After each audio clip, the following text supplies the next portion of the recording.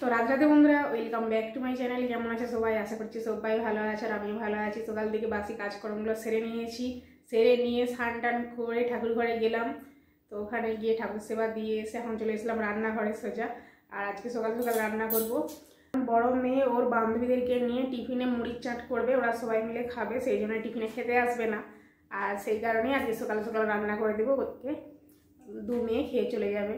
তো চলো এখন থেকে আমি ব্লগটা শুরু করলাম, তোমরা দেখতে থাকো, আশা করছি ভালো লাগবে। তো পুরো ব্লগটা দেখতে থাকো। সকালবেলায় ঘুম থেকে উঠে ওদিকে বাসি কাজগুলো সারলাম, দিয়ে স্নান করলাম, ঠাকুরকে জল দিলাম, তারপরে 8:30 বেজে গেল। তো সেই জন্য আজকে সকাল সকাল রান্না করবো। বড় মশাই সবজিগুলো কেটে দিয়েছে।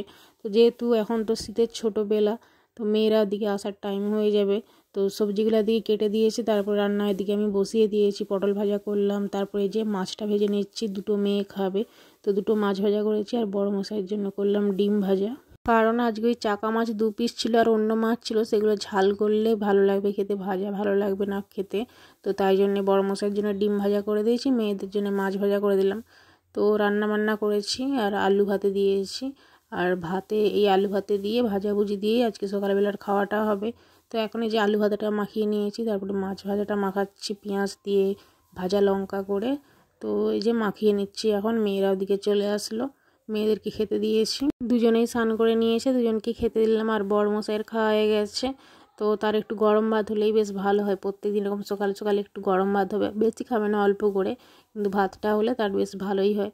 তো সে খাওয়া দাওয়া করে চলে গেছে, মেয়েদেরকে দিয়েছি। এবার আমি খেতে বসবো। বড় মেয়ের তো দিকে খাওয়া হয়ে গেছে, আর ছোট মেয়ে যে চুলে পাগড়ি করে বেঁধে রয়েছে।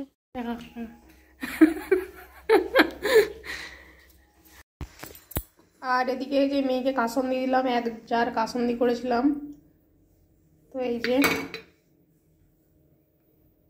1 জার কাসন্দি থেকে মেয়েকে যে কাসন্দি দিলাম। আজকে ওদের স্কুলে মুড়ির চাট হবে, তো সেই জন্যে কাসন্দি নিয়ে যাচ্ছে। কি কি দিয়ে মুড়ির চাট হবে? চপ আর কি পেঁয়াজ শসা গাজর। তো ওই জন্যেই আজকে সকাল সকাল রান্না করা, মেয়ে আজকে খেতে আসবেনি। আর ছোট মেয়ের এই মাত্র খাওয়া হলো, মেয়েকে এখন রেডি করানো হয়নি, মেয়েকে এখন আর স্কুলে যাওয়ার জন্য রেডি করাবো। তো চলো। ছোটো মেয়ের চুলটা অনেকটা বড় হয়ে গেছে, তো অনেক দিন ধরেই ভাবছিলাম যে কাটাবো, কিন্তু কাটানো আর হচ্ছে না। তো স্কুল যেহেতু খোলা আছে, রোজ রোজ স্কুলে চলে যায়, আর যেদিনকে স্কুল ছুটি থাকে সেদিনকে কিছু না কিছু খ্যান পড়ে যায়, সেই জন্যই কাটানো হচ্ছে না। চুলটা অনেকটাই বড় হয়ে গেছে। জলখাবার তো খেয়ে নিয়েছি। বড় মশাই আবার ওদিকে বাজারে গিয়েছিল, বাজার থেকে আবার 2 রকমের মাছ আনলো। তো কি কি মাছ আনলো তোমাদেরকে দেখাই। তো এই যে একটা পুতুল মাছ, আর এদিকে আছে একটা পুতুল মাছ, 2টো পুতুল মাছ এনেছে। তো চলো তোমাদেরকে ঢেলে দেখাই। আজকে আমাদের এখানে বাজার ছিল, তো বললাম যে মাছ আনার দরকার নেই, বাড়িতে মাছ আছে, যেই মাছগুলো আছে তো হয়ে যাবে।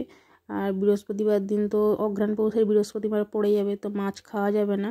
আর আজকে বুধবার ছিল, তো মাছটা হয়ে যাবে। তো তাই বললাম যে আজকে আর মাছ আনতে হবে না, তো বুধবার দিনটা হয়ে যাবে, কালকে বৃহস্পতিবার, কালকে আবার নিরামিষ খাওয়া দাবে, সেই জন্যই আনতে বারণ করেছিলাম। কিন্তু আমার কথা তো একদমই শুনলো না, আবার সেই বাজারে গেল, বাজারে গিয়ে মাছ নিয়ে আসলো।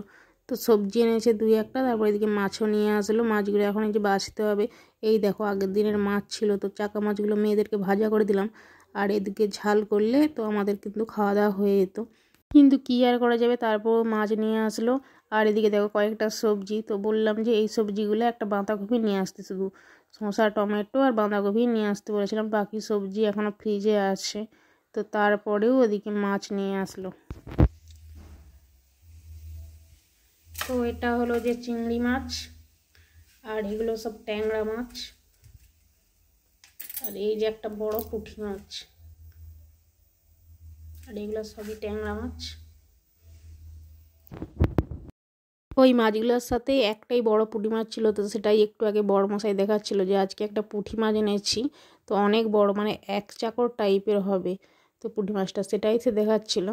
তো যাই হোক, ওদিকে মাছগুলোকে ঢাকার মধ্যে ঢেলে রাখলাম, ঢেলে রেখে দিয়ে এখন এই যে সবজিগুলোকে গুছিয়ে নিচ্ছি।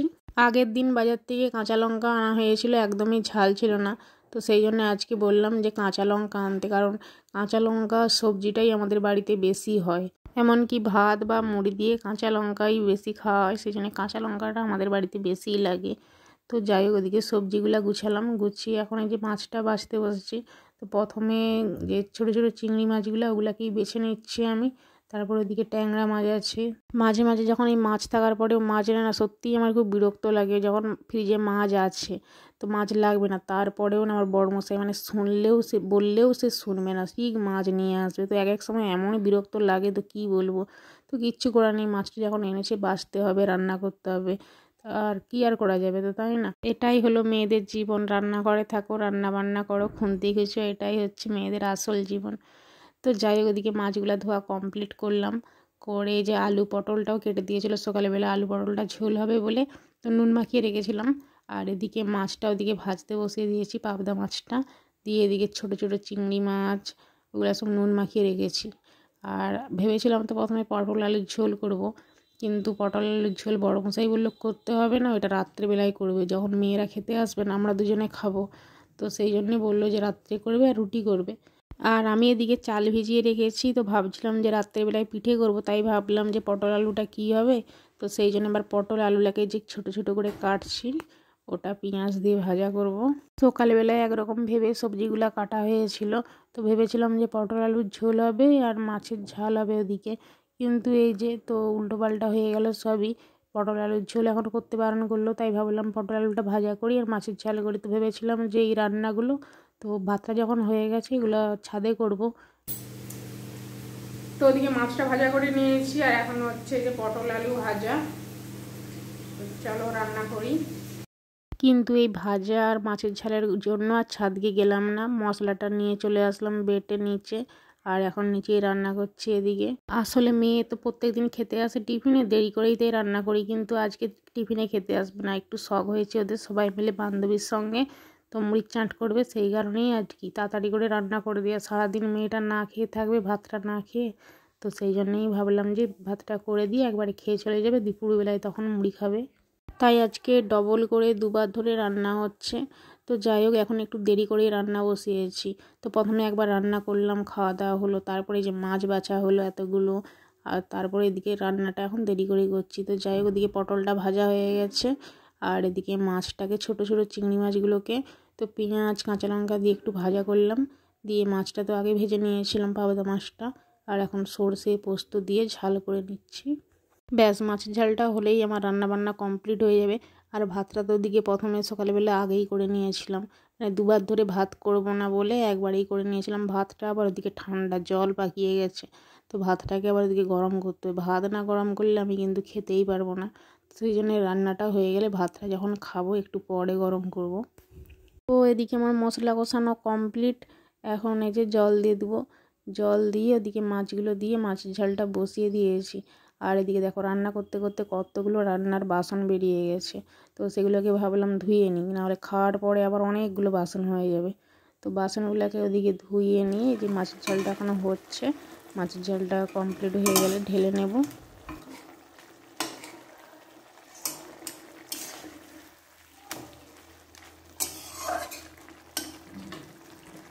তো মাছের ঝাল ওদিকে কমপ্লিট হয়ে গেল, এদিকে এখন ভাতটাকে যে হাঁড়ির মধ্যে অল্প করে জল দিয়ে দিচ্ছি। তো জলটাকে এভাবে ছড়িয়ে ছড়িয়ে ভাতটাকে এভাবে নাড়িয়ে গ্যাসের মধ্যে বসিয়ে দেব। ভাতটা একদম কি সুন্দর গরম হয়ে যাবে, মানে গরম ভাতের মতো পুরো গরম হয়ে যাবে। তো তারপরে দিকে ভাতটাকে গরম করে নিয়ে এসি, খুব সুন্দর গরম হয়ে গেছে। এখন এই যে মেয়ে তো আসবে না, তো বরমশাই আর আমি দুজনে মিলে এখন খেতে বসে পড়েছি। আর যাই বলো তাই বলো, আমার বরমশাই না ঝোল ডাল যে রোজের করতে হবে তা কিন্তু নয়, যে ঝোল চাই ডাল চাই খাওয়ার সময়, নাহলে খেতে পারবে না তা কিন্তু না, মানে মাছের ঝালটা তাকে ভালো করে বানিয়ে দিতেই হবে। মাছ খেতে যেহেতু ভালোবাসে প্রচুর, মাংস খেতে এদিকে খুব একটা ভালোবাসে না, তাই মাছটাই না নানা রকমের মাছ খেতে খুবই ভালোবাসে, তাই বারবার এরকম বাজার থেকে মাছ নিয়ে আসে। তো 3-4 রকমের করে মাছ নিয়ে আসে, মাছের ঝালটা তাকে সুন্দর করে বানিয়ে দিতে হবে, তবেই সে ভাত খাবে, না হলে খাবে না। গেছে ভাত খাওয়া হয়ে গেছে, এখন শোকা খাচ্ছি বসে বসে।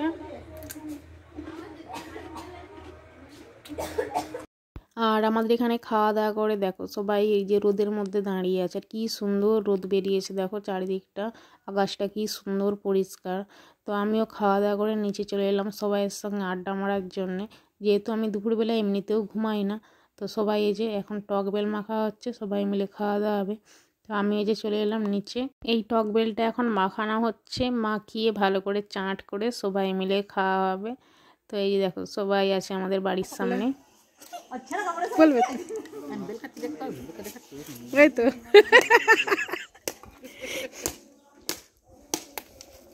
হাই দেখ বেলও একটা ভাঙতে পারেনি। এদিকে বেল ভেঙে মাখানো চলছে, আর আমার বড়মশাইয়ের ওদিকে কাণ্ড দেখো, সেই যে বাছুরটাকে নিয়ে চড়াচ্ছিল। তো আমাদেরও না যখন আমরা যখন বিয়ে হয়ে আসার পরে তখন আমাদেরও এরকম গরু ছিল, কিন্তু এখন এই গরুটা আমাদের না, আমার মাসি শাশুড়িদের। আর এটা বাচ্চা হয়েছে কদিন হলো, 15 দিনের মতো হবে, হয়তো 1 মাসও হয়নি। তো ওর মাটাও যে দেখো ওই ভিতরে, তো দেখাই যাচ্ছিল না ঠিক করে।